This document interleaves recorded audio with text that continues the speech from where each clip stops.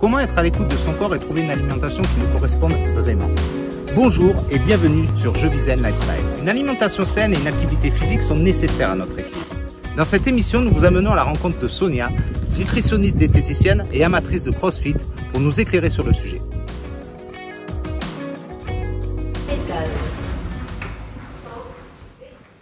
Bonjour Sonia, on t'a découverte sur les réseaux sociaux. Oui. Tu as trouvé extrêmement active. Oui. Voilà, on s'est dit waouh, ça envoie sportive, engagée dans son travail parce que tu es donc nutritionniste diététicienne. Oui. Tu as d'autres casquettes également. Tu enseignes un petit peu de ce que j'ai vu. Non, tu enseignes peut-être plus. Non. Raconte-nous. Qu'est-ce qui fait que les personnes perdent, reprennent, etc. Donc, j'ai dû me mettre à jour. Oui. Voilà, ce que chacun devrait faire, toujours se former, s'informer soi-même, trouver les bonnes sources d'informations, ça aussi c'est pas évident. Le lien entre le sport et l'alimentation. Alors voilà, c'est ce qui a fait justement que le côté nutrition du sportif m'a énormément plu. C'est une approche holistique, donc je vais analyser l'ensemble de l'être. Personne d'autre ne se connaîtra mieux qu'elle et elle est son propre laboratoire d'expérience. La personne, elle voit vers quoi elle accroche, elle teste, ça marche pas. La majorité, ça va être je n'arrive plus à perdre du poids et dès que tu les regardes ou que tu leur poses des questions, tu connais déjà les réponses. Mais voilà, c'est des personnes qui ont des désordres digestifs, qui ont froid aux extrémités, mains, pieds, qui vont perdre les cheveux, qui vont avoir la peau sèche, marbrée au niveau des mollets. Et ça, c'est conséquence de quoi quand ces personnes ont beaucoup de choses. C'est révélateur de quoi en fait, le froid, etc. Alors c'est révélateur de beaucoup de choses, en fait, de beaucoup de dysfonctionnements dans le corps, thyroïdien, hyperperméabilité intestinale. Il peut y avoir aussi des candidoses, ces champignons-là. Donc souvent, quand elles sont addictes au sucré, par exemple, elles croient que c'est dans leur tête. Je vais leur expliquer que ça vient plutôt de l'intestin. Et donc on va soigner, voilà. Mais on ne va pas soigner que l'intestin. Si soigner que l'intestin, avec les compléments, l'alimentation, le sport, une bonne hygiène de vie, ça ne suffit pas. Elle est toujours à même d'aller voir une hypno, un autre praticien. Tu amènes un accompagnement. Est-ce que toi-même, tu accompagnes au niveau un petit peu comportement, au niveau psychologique, ou est-ce que tu t'en tiens pas vraiment en fait, tu vois. Je sais qu'il y a la grande mode avec beaucoup de diététiciens qui font de la nutrition comportementaliste. Et moi, je pars plutôt du principe que c'est pas forcément dans leur tête. Les industriels ont créé ce qu'on appelle le bliss point, le point de contentement, qui est le point d'équilibre parfait entre le gras, le sucre et le sel. Parce que si je te donne la même quantité de gâteau en sucre pur, tu vas être écœuré. Bien sûr. Alors qu'en mettant du gras, du sel, tu vois, on trouve ce point d'équilibre. Que ce soit pour les chips ou les produits sucrés, les salés, peu importe, les produits transformés, plats préparés, tout ce que tu veux. Il y a toujours un petit point d'équilibre. Je te passe les additifs et tout ça, les colorants, les exhausteurs de goût qui mettent aussi pour relever. Mais il y a ce qui fait que son but, c'est que tu en rachètes le plus rapidement possible et pas que le paquet de gâteaux il te reste un mois dans le placard. C'est pas normal aujourd'hui d'être en surpoids et d'avoir des carences vitaminiques et minérales. Tu serais sous-alimenté. Ça se nourrit du sens. Mais en étant suralimenté, comment tu m'expliques ces carences-là? Dans les années 50-70, je sais plus, l'obésité a augmenté parce que on devenait de plus en plus sédentaire. Il fallait trouver un coupable dans les nutriments, macronutriments. Donc c'est le sucre ou le gras. L'industrie agroalimentaire est arrivée et a dit bon, c'est le gras, voilà. Et du coup, le cholestérol, le jaune d'œuf, il faut pas manger de graisse, ça fait grossir, etc. Et pour l'instant, eux, ils ont développé le sucre, ils t'en donnent partout, dans la sauce tomate, dans le foie gras, dans les soupes qu'on peut acheter dans les soupes. Ils mettent du sucre, partout. Même dans le magnésium. Donc, la nutrition, il y a tellement encore de recherches à faire, de choses qui ne sont pas encore claires, que voilà, c'est un infini. Un perpétuel recommencement et une infinité de connaissances à avoir, à creuser. Il faut doser davantage d'indices sur les prises de sang parce que le peu que l'on a ne suffit pas à poser un diagnostic ou à rétablir les carences de la personne. Tu vois, une personne par exemple qui va avoir une hypothyroïdie, tu as plein de vitamines et de minéraux qui vont entrer en jeu. Tu as l'iode, le zinc, le sélénium, le cuivre, la vitamine D, voilà. Et le fer, et si tu sais pas qu'est-ce qui coince, où est la carence et pourquoi, tu peux pas forcément bien combler correctement, voilà, pour établir le corps. Et les personnes qui souffrent dépression, d'anxiété. C'est encore une fois lié au corps et vraiment à ce qu'on sécrète, donc, de quoi est nourri le corps. Et donc s'il y a des carences, nécessairement, on sécrète ce qu'on sécrétera, etc. L'hormone du bonheur, etc. On se sent moins bien.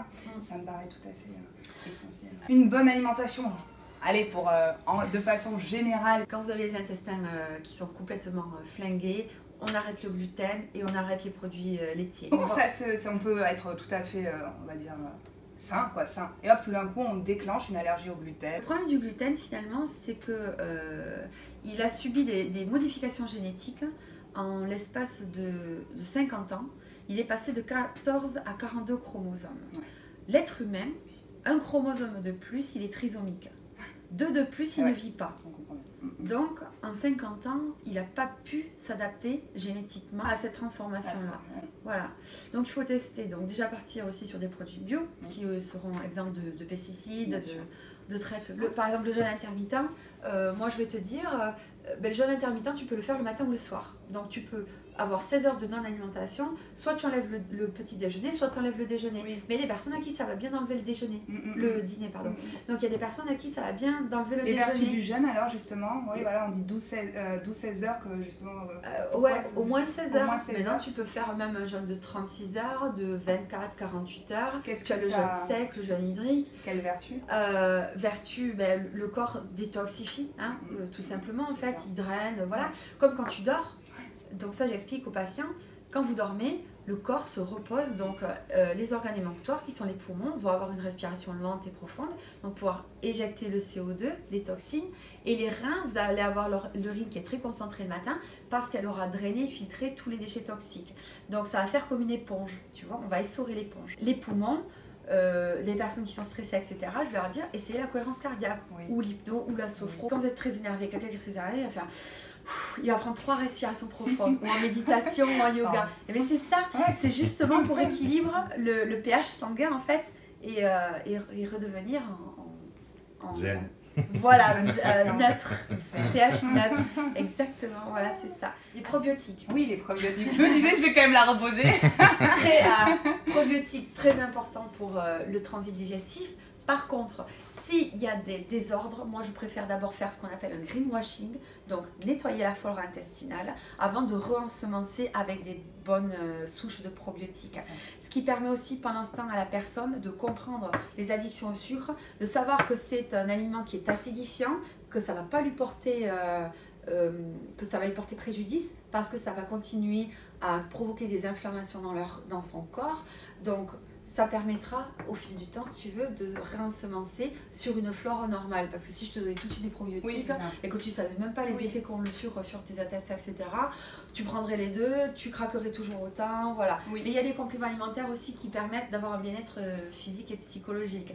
Et quand les patientes te disent, mon mari, il va être ravi que j'ai plus ces sautes d'humeur, que je suis motivée, que je suis heureuse, etc.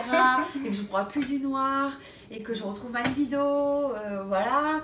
Elles te bénissent. Les probiotiques, pour les femmes enceintes, obligatoires pour donner une bonne flore à bébé. Beaucoup d'enfants font des intolérances très petits. Regarde dans les écoles, comme ils galèrent. J'ai créé une association pour faire de l'éducation à l'école et les sensibiliser davantage, parce que le marketing fait toujours pour te accrocher les enfants, voilà. Après il faut expliquer aussi, si tu expliques aux enfants, mais oui, il faut les éduquer. Regarde maman, je veux ça avec la licorne, ou là parce qu'il y a Star Wars sur la boîte, etc. Et puis c'est bien à leur hauteur en plus d'enfants, c'est pas évidemment au dernier étage.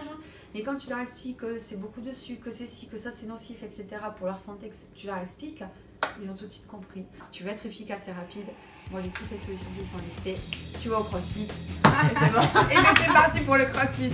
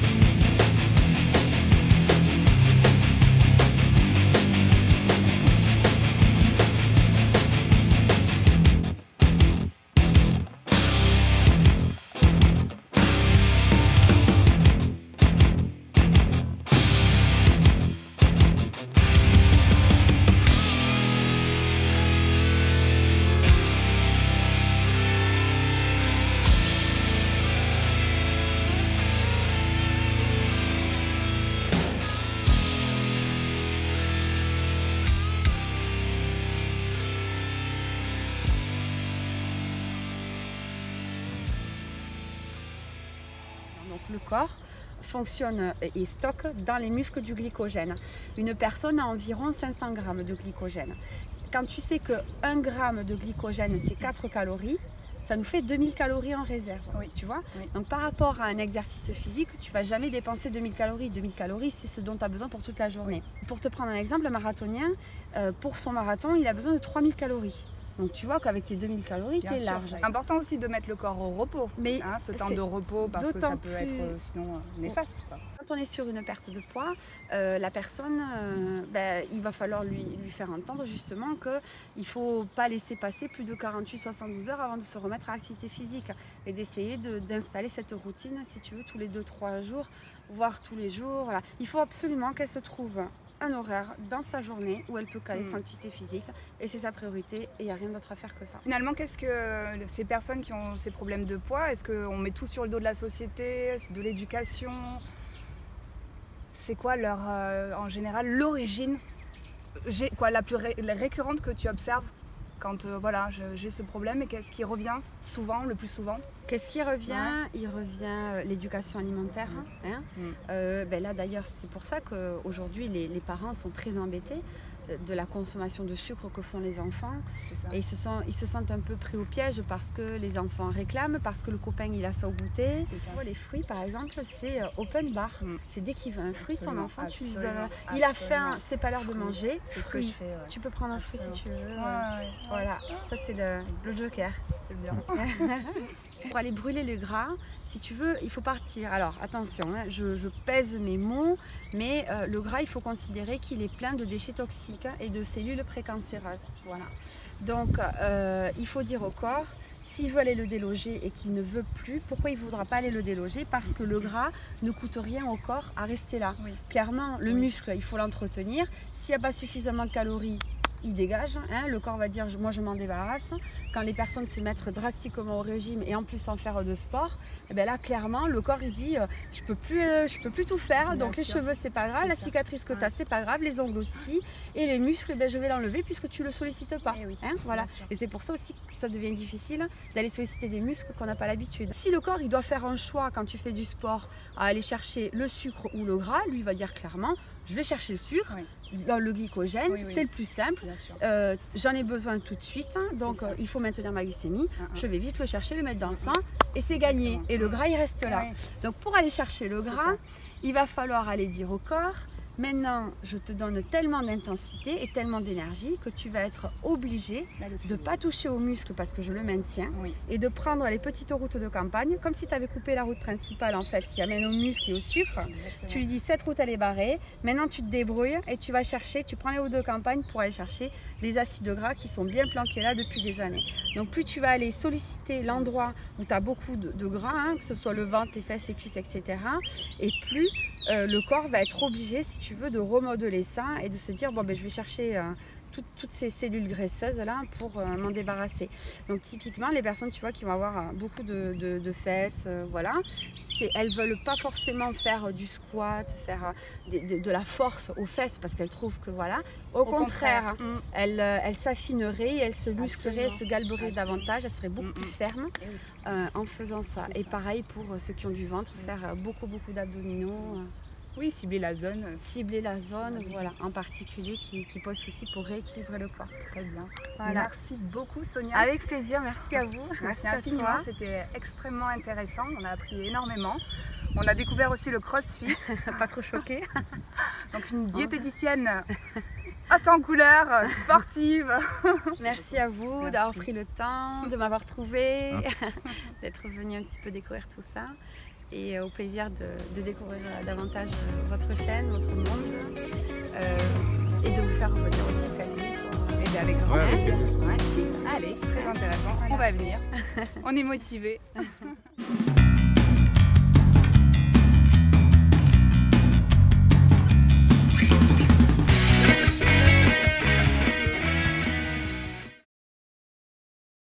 Vivre aujourd'hui pour bien vivre demain.